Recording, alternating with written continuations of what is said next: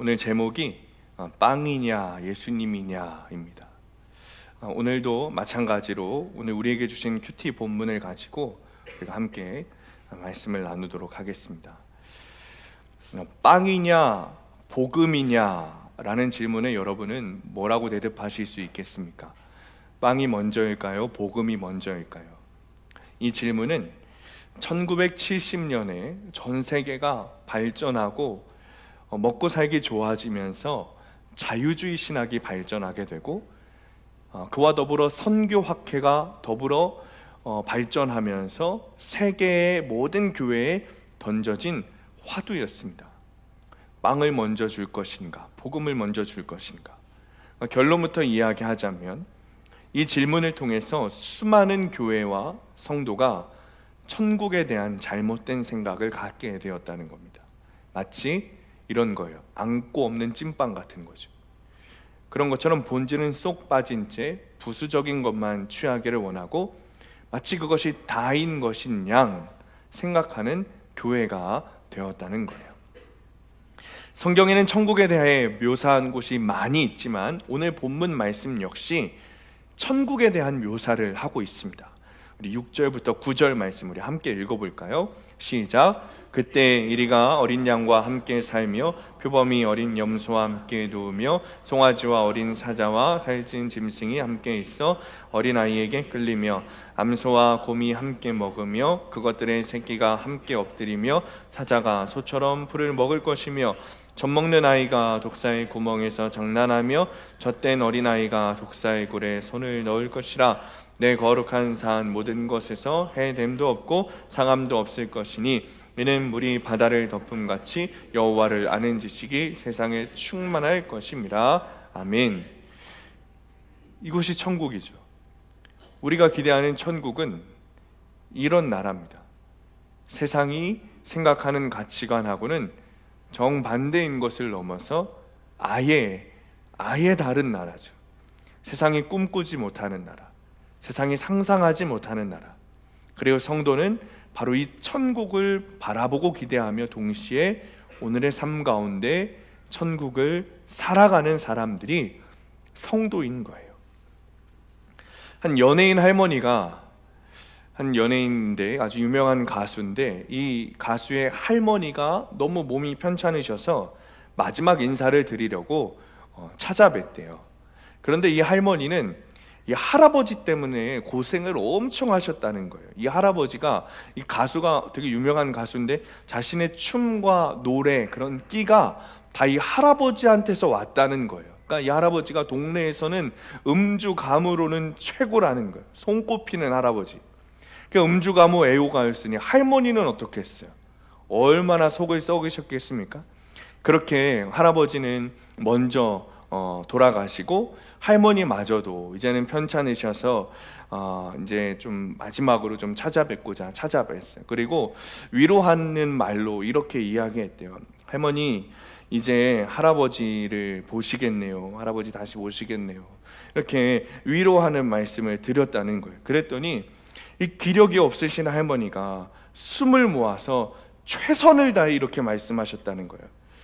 가는 곳이 다르다 그랬다는 거예요. 그 할아버지와 내가 가는 곳이 다르다는 거예요. 사랑하는 성도님들, 평생 주님 바라보며 살아가며 편치 않는 믿음으로 주님이 오실 그날에 여기 앉아있는 우리 모두가 정말 천국에서 만나게 되기를 축원합니다. 사람의 연수는 다 달라서 누구는 조금 일찍, 누구는 조금 늦게, 남들보다 조금 늦게 이 땅에서의 삶을 마치고 떠나가지만 우리 모두 우리를 위해 예비하신 하나님 나라에서 만나게 되기를 정말 간절히 축원합니다. 뿐만 아니라 성도는 이 땅에서 천국을 살아가는 사람들이에요. 우리가 하나님 나라를 바라보고 기대하지만 우리는 이미 이 땅에서 천국을 살아가는 성도들이죠. 자, 여러분은 천국을 살아가고 계세요? 두 사람이 전철에서 싸우는 거예요. 큰 소리로 막 다투는 거예요. 싸움이 거칠어졌어요. 그러니까 주변 승객들까지 막 불편해졌어요. 그러자 한 노신사가 소리를 치면서 이렇게 얘기를 하더라는 거예요. 여기가 국회인 줄 아시오? 왜 싸움질이요? 그러니까 국회에서 나라와 국민들을 위한 일은 안 하고 싸움질만 하니까 이런 말도 나오게 되는 거죠.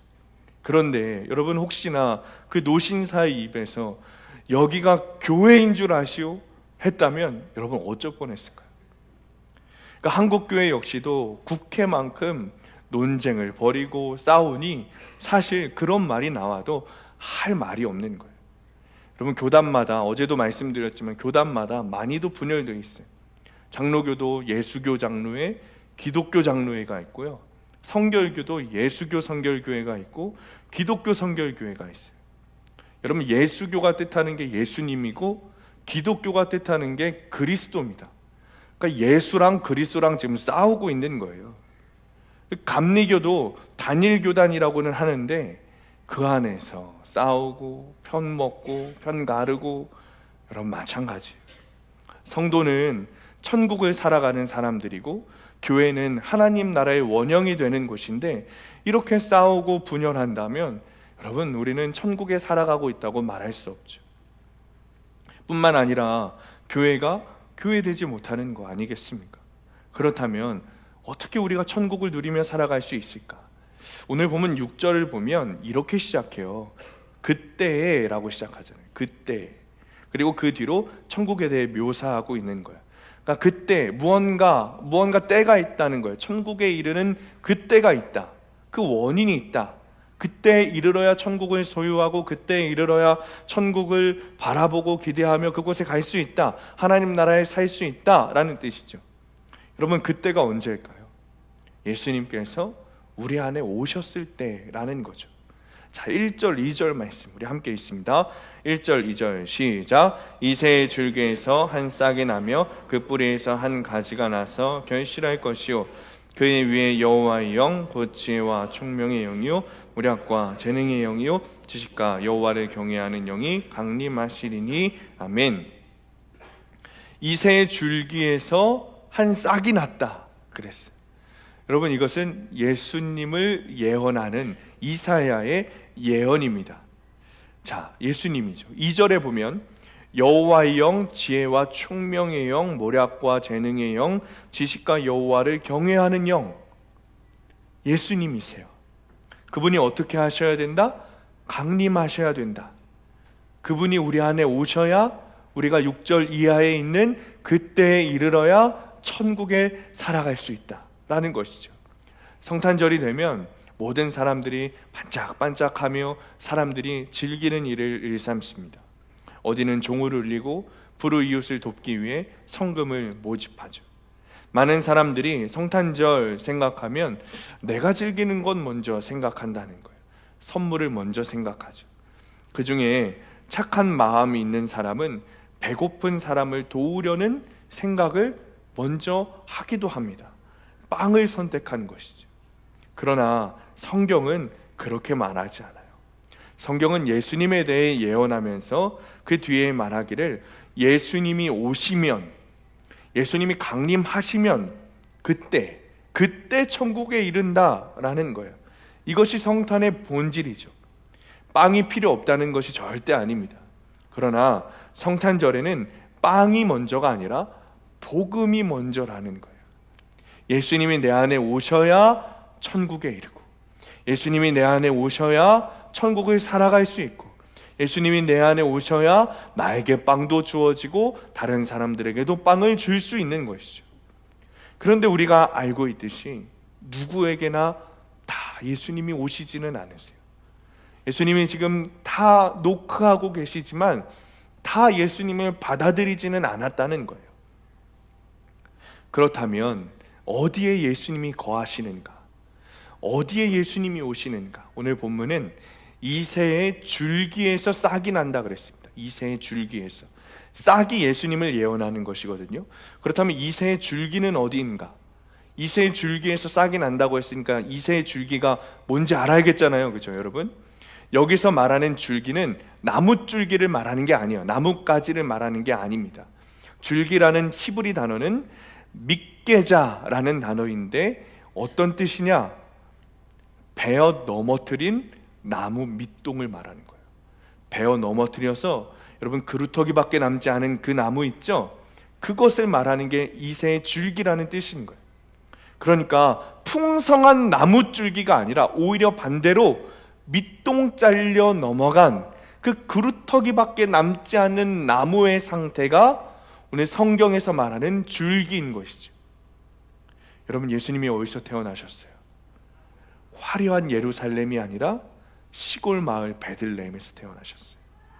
멋진 성전이 아니라 아까 말씀하셨던 더럽고 추한 마국간에서, 말구유에서 태어나셨다는 거예요. 오늘 본문의 배경 자체가 그렇습니다. 오늘 이사야 11장의 본문의 배경이 북이스라엘과 남유다가 다 망했어요. 싹 다 망했어요. 하나님의 심판을 받아 멸망한 상태죠. 위험을 떨치던 다윗 왕과도 마치 밑동만 남은 그루터기처럼 다 몰락하고 말았어요. 그러나 하나님은 그렇게 쇠락한 밑동밖에 남지 않은 그루터기와 같은 그런 이새의 줄기에서 한 싹이 나와 결실하게 하겠다 약속하신 거예요.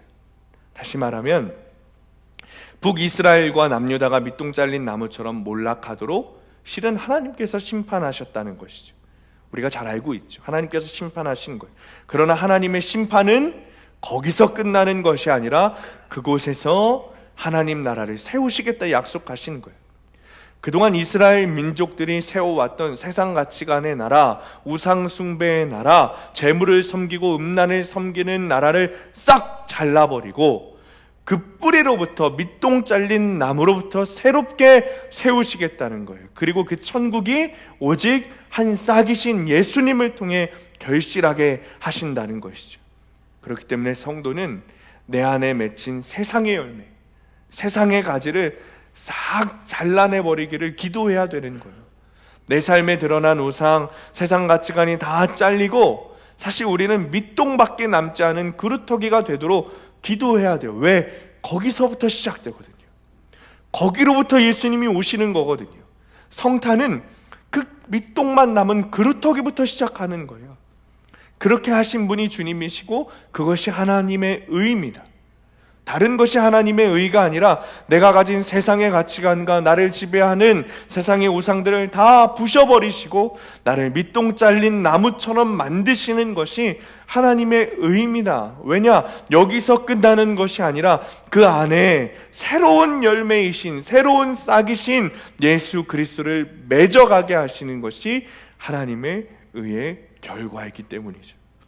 사람들은 이 열매라는 단어에 꽂혀서 여러 가지를 하나님께 구하지만 여러분, 하나님이 주시는 열매는 하나예요. 하나.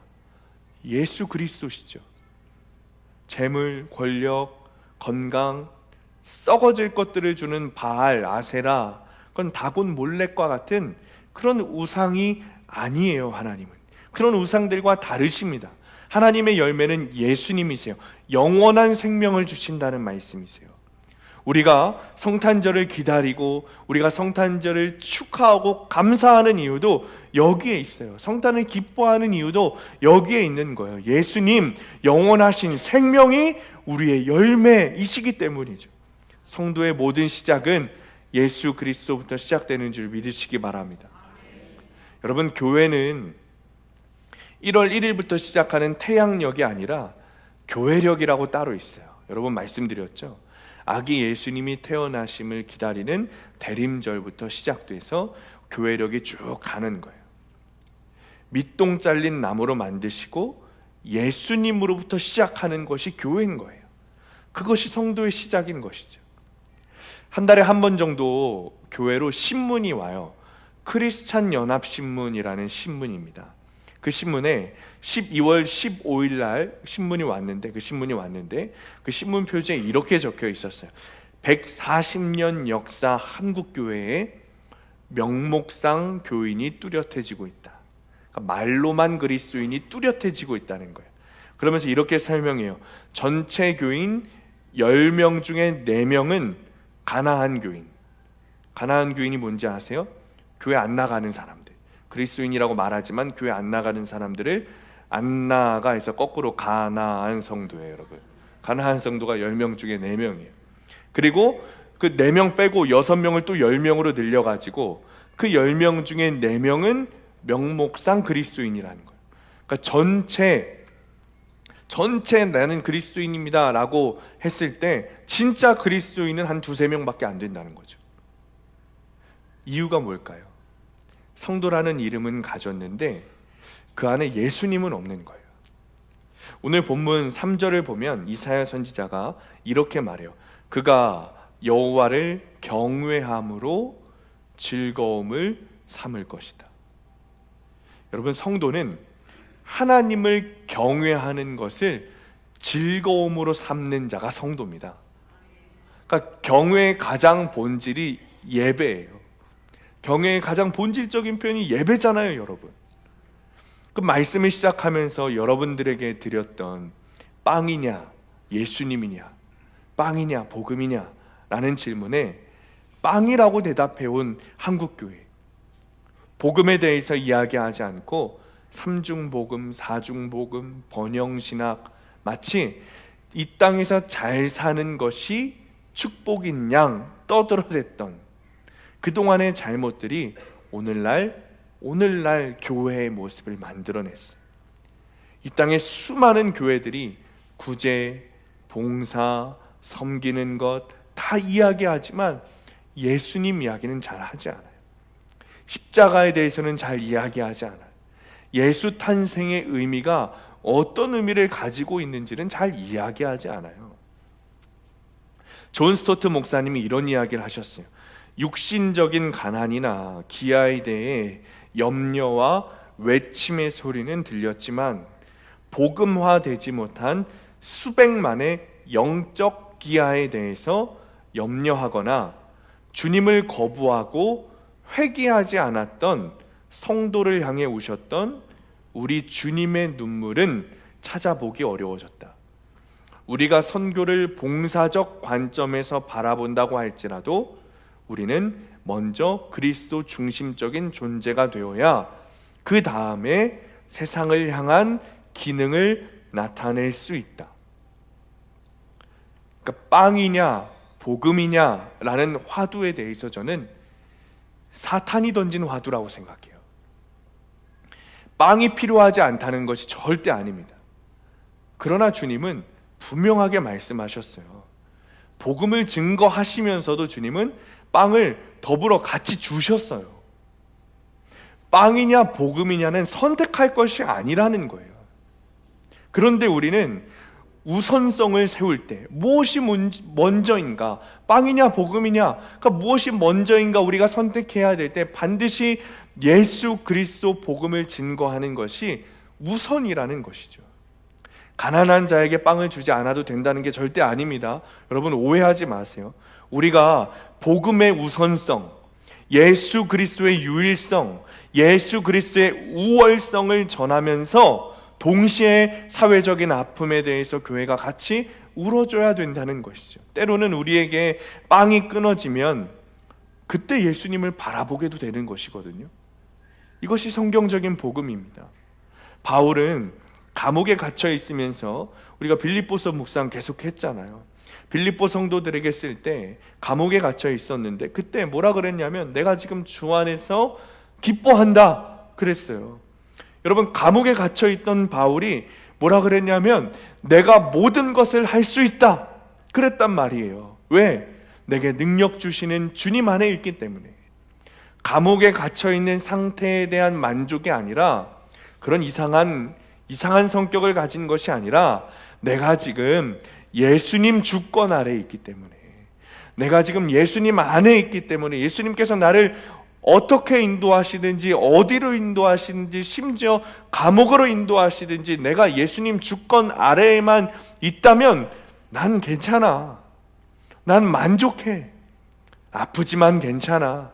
가난하지만 괜찮아. 잘 안 풀리지만 힘들지만 괜찮아. 왜? 내 인생이 예수님의 주권 아래에 있으니까.